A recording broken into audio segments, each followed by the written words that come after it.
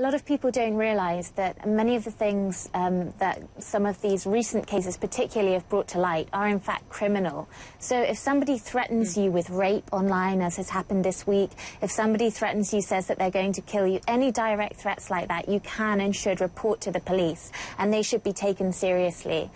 When it comes to more abusive messages which don't necessarily constitute direct threats, it's really important to make sure that they're reported to the social network or the platform that you're using.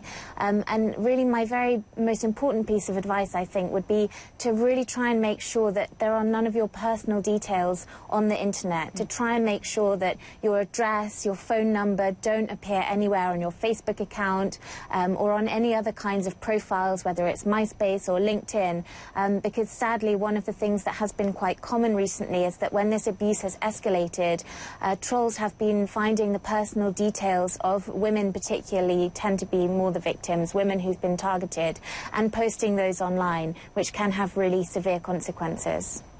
Yeah, great advice there. You don't want to put your personal details out there, but also I'm really happy you made the point that a rape threat is a rape threat. It doesn't matter if it takes place in the real world or the virtual world. Now, we know that earlier this week, Laura, Twitter, after a lot of public outcry, they said we will add this report abuse button to tweets. What are your thoughts on that? Do you think that's good enough, or do you want to see more from Twitter? Well, as far as I understand it, at the moment, I think the report abuse button just takes you to the set of forms that were already there, that you already had to use to report abusive tweets before. And the problem with that is that those are very long, cumbersome forms. They can take some time to fill in. And in many of these cases that we've seen this week, women are receiving 50 or even 100 threats and abusive messages every day. So I think it would be helpful if Twitter were able to look at this maybe with a little bit more perspective of the context.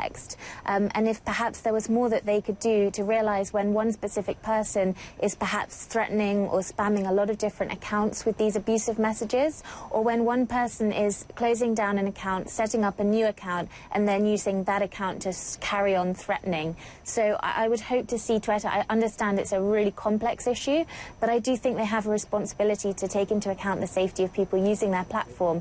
And what we're seeing now is that this issue is escalating to such an extent that it is threatening to squash the free speech of the women who might not feel able to use these platforms very much longer if they keep having such a very, very hostile and misogynistic environment. Yeah, online abuse directed towards women has really escalated to a very high degree this week. Why? I mean, why would a female journalist or a female activist or even an MP there in the UK even get rape threats and death threats online? Well, I think it's partly because we're having a real resurgence of the feminist movement here in the UK at the moment, and a lot of this happened after a campaign succeeded in getting the Bank of England simply to agree to keep one historical figure on our banknotes, which seems like such a very mild thing, you know, not too much to ask. But I think for some people there's something very threatening about the idea of women standing up for themselves, saying it's 2013, it's time for equality. And I think there's a lot of confusion. I think some people don't listen to what these women are saying, and they come away saying, oh, these women hate men, you know, they want to take over, they want to subjugate men. And I think a lot of people feel very threatened by that and aren't listening to the actual message, which is just that these women are standing up and asking for nothing more than just equality.